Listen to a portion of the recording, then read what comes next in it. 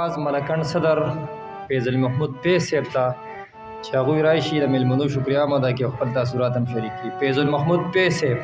بسم الله الرحمن الرحیم. د خپل وینا د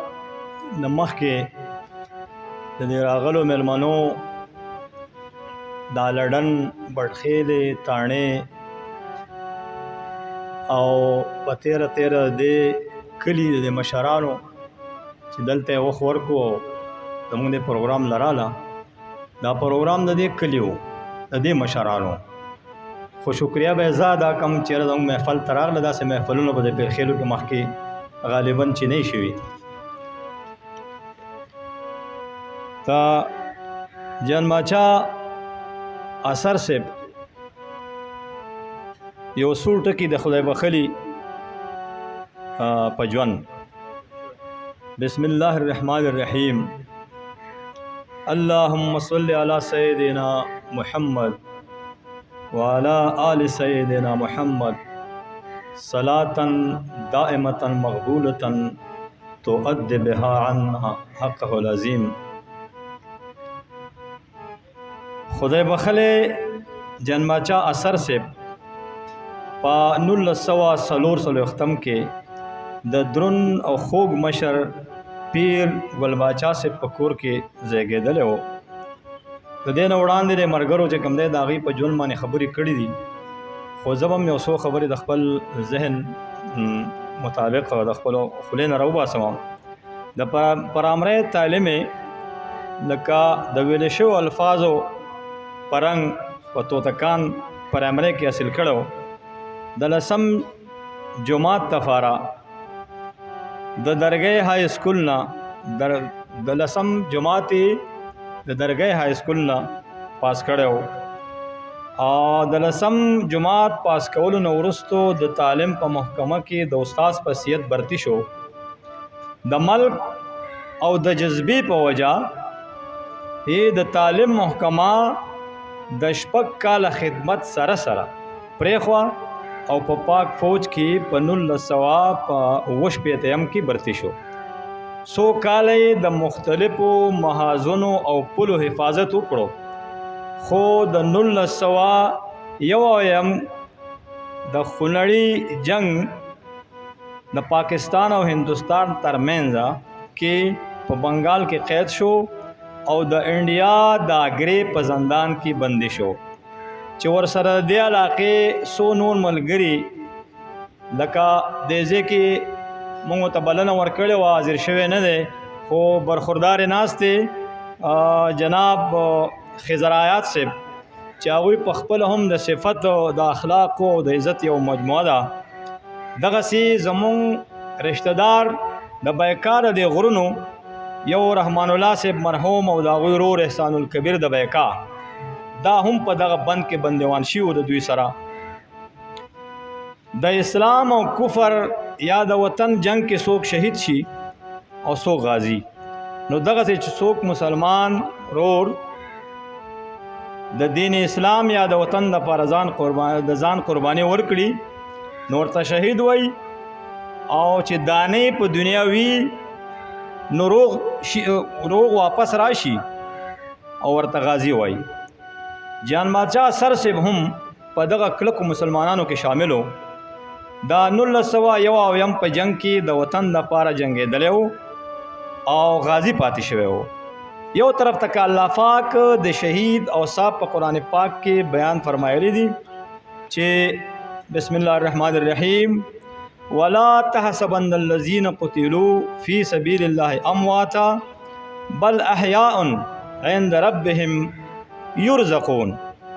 چرته دا خیالونه کوي ترجمه چرته دا خیالونه کوي داغه خلکو مبارکې چې شهیدان شوي دي د الله په لار کې چې دا مړه دي بلکې هغوی د الله په حضور کې ژوندي دي او هغوی ته رزق ورکړی کېږي. بل ځای فرمایلی دي ترجمه چې مه وایه د هغه خلکو مبارک کې چې شهیدان شوي دي د الله په لاره کې چې دا مړه دي هغوی ژوندي دي خو تاسو ته د هغوی د ژوند شعور نشته. نو بل طرف ته د غازی یا مجاهد د فارا داسې فرمایلی دي بسم الله الرحمن الرحیم لا یستوی القائدون من المؤمنین غیر اولی الضرر والمجاهدون فی سبیل الله باموالهم وانفسهم فضل الله المجاهدین باموالهم وانفسهم علی القائدین درجه وكل وعد الله الحسنى وفضل الله المجاهدين على القائدين اجرا عظيما درجات منه ومغفرة ورحمة وكان الله غفور رحيما. ترجمہ ندی برابر هاغه کې ناستون کی ل جهاد نا د مؤمنانو نا چې ندی خواندان د ضرر او هغه جهاد کون کی پلار د الله کې په مالونو او نفسونو خپل سره غوړه کړی دی الله پاک په مالونو خپل سره او نفسونو خپل سره پکې ناستون کو باندې په مرتبه کې او ټول سره الله پاک وعده کړی دا ډېره ښه یعنی د جنت او غوړه کړی دی الله پاک جهاد کون کی په ناست خلکو باندې په لوی اجر سره چې درجې دی له طرفه د الله پاک نه او بخانه دا او رحمت ته او دې الله پاک ډېر مهربان او بخونکی. نو جان ماچا اثر سیب د دې پاکي خاورې د پار جنگېدل هم دی او سو کال مخ په مخ د دشمن سره په زندان کې هم تیر کړی دي. بیا چې کله د جیل نه آزاد شو نو دوباره د تعلیم محکمه غوړه کړه په منځ کې نورې د کلرکۍ او د اغستې وي خو پاغې کې د حرام او حلال تمیز چې دا خبره ما ته په خپله خوله باندې کړې وه د حلال او حرام تمیز د وجې نه چې کوم دی هغه محکمې پرېښې وې او واپس د تعلیم محکمې ته مایل شوی او دې ته راغلی و نو او خپل پاتې ژوند یې د رڼا خورولو کې ضایع کو صرف کو خپل پاتې ژوند یې د رڼا خورولو کې صرف کو هم دغه ژوند کې د ډېرو سختو تکلیفونو له کبله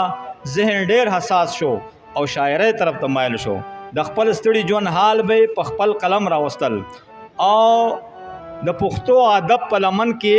ځان ځای کو د د اخلاص او محبت دا حالو چې आवाज ملکن د خپل جرګې ته حیات سرفرستی اعلی وټاکلو او تر مرګ خپل منصب وپاللو.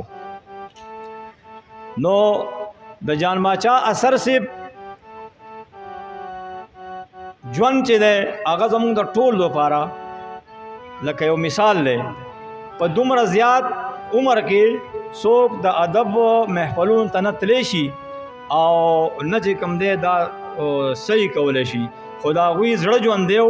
ټولو ملګرو په هغې باندې خبرې وکړلې حقیقت دی چېرې د هغوی زړه ژوند دی چې د 80 کالو په عمر کې هغه به ما ته کال وکړو چېرې فیضه ته به ځې که نه به ځې نو ما به زیات کوشش دا کوو چېرې دی سپینګیری دی ونه غورځېږي د لاس نیولې پروګرامونو له ما بولی دی او رسولی مې دی نو زه په آخر کې